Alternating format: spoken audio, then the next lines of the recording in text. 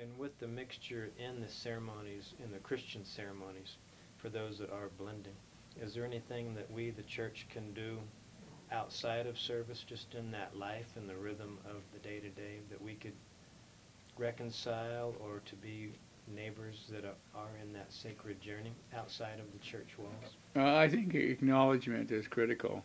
I think that besides in the actual church service itself, it's important that all the people that are in authority within the Christian church or within the various denominations indicate to the practitioners that, and the point I'm making is that with the traditional practitioners and the Christian ministers, whoever the officers of the Christian church are, we're all going in the same direction.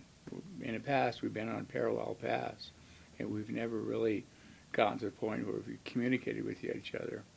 I think now we're at a point where communication becomes really important. A lot of the movements were Christian.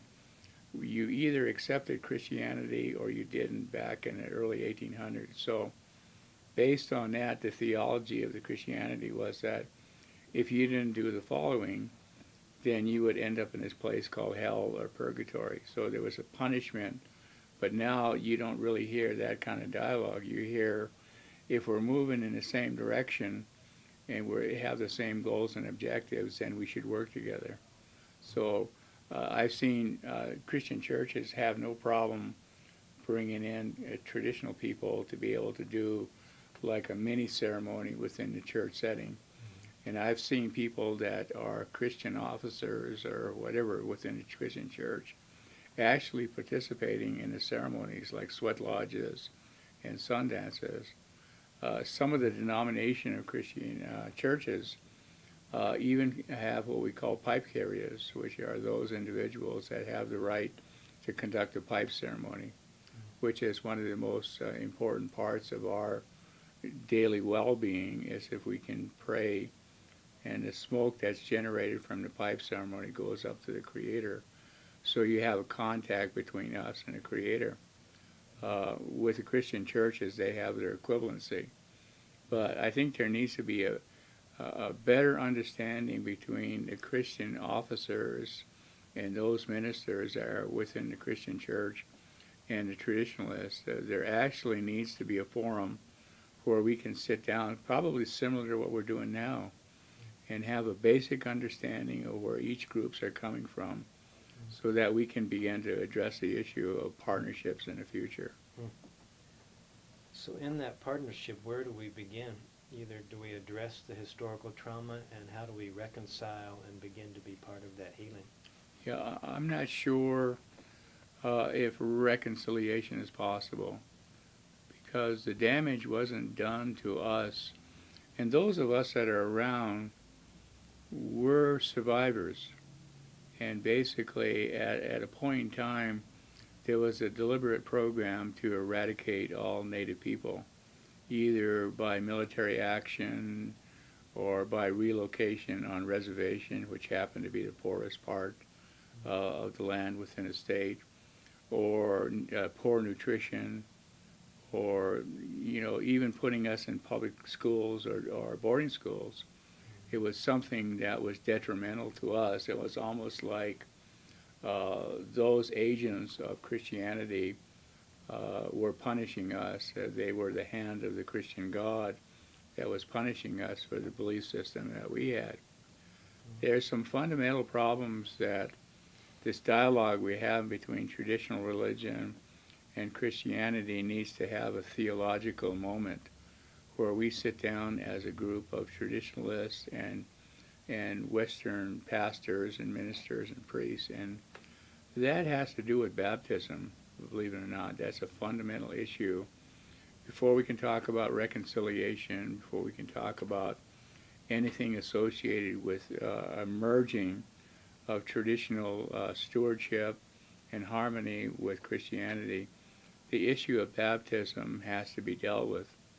If we have a group of people that were indigenous to the United States and Canada and Central and South America, prior to the arrival of Christianity via the missionaries, all our people were not baptized by the Christian church.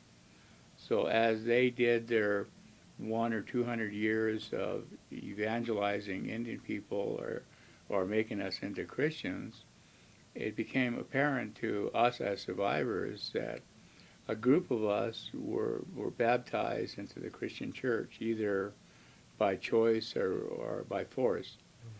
The individuals that were here prior to the inception of the missionaries were not baptized. So as Indian people, especially members of a family or a tribe, we're asking ourselves theologically, do I rather be with this group of people that were baptized in the Christian church, or do I rather be with this group of people that weren't? So it's a fundamental problem that some of the churches need to address. But there needs to be a dialogue, because in the past, the Christian missionaries, it was a black and white issue. Either you were converted to the Christian denomination of choice at the time, or you were not. If you're not, then you were something different than the Christian flock. So you went to a different place, and that's the problem that we're dealing with. Our concept of tribe and community is so critical that we're having to make fundamental theological choices whether or not we want to be with that group over here or this group over here. This group over here, which have been baptized, also, by the way, includes people that have adverse opinions of you as an Indian people. They're racist, bigoted, hateful people. Over here, you have this group of people that love you no matter what you do or say. So at some point, the young people are having manifestations of the choice they have to make, and they're usually doing it through self-medication, violence, consumption of alcohol and drugs.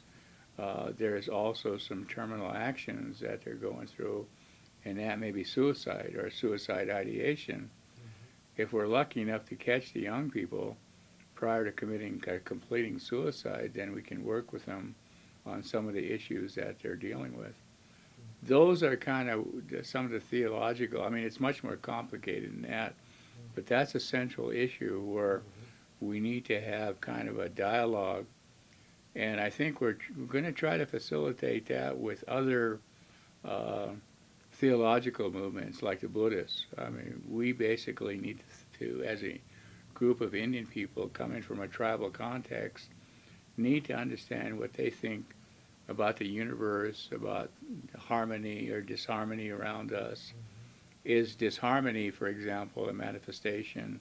Is it manifested by the fact that we have so much violence on a reservation, we have so much drug abuse and alcoholism, that in the context of massive unemployment and poverty, it's kind of like the new theology of this dialogue with Christian ministers and our cultural people has to spend time explaining the process that we're going through.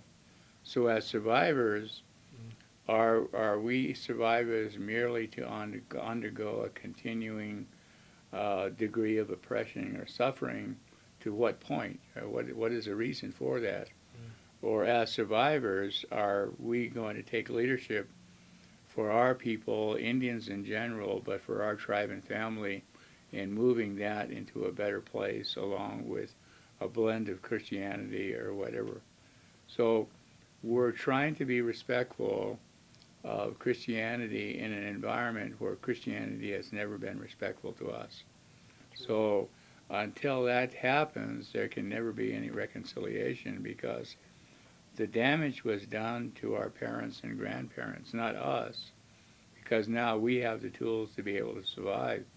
But in order to do reconciliation, we have to be equal in the eyes of that individual that we pass on the street here.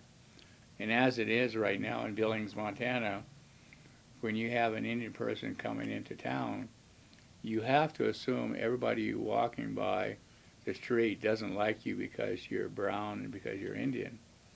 And that assumption can be quickly allayed by the fact that they treat you nicely.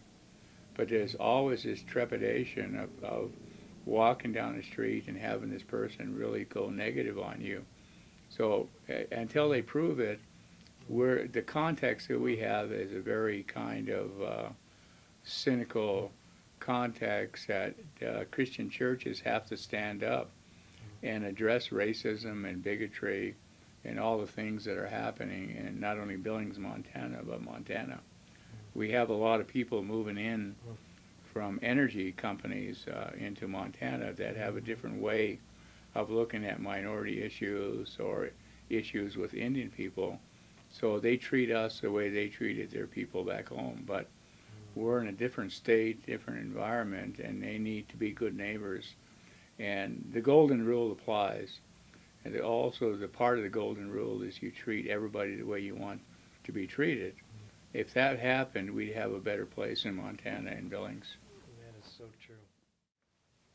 We just finished a meeting, and we wrestled with some very basic questions that can only turn into more learning and better dialogue along the way. We invite not just George Fox Seminary students, but other pastors, church leaders, to come along beside us, and Mr. Belcourt is going to be available for more discussions in this matter on how the Christian church can be a better neighbor and can come along beside to begin that reconciliation process when it's time to the native people. We've pushed ourselves probably too long and too far already, so now we want to come under them and to figure out what we need to do as a faith group to truly walk our way in a better manner.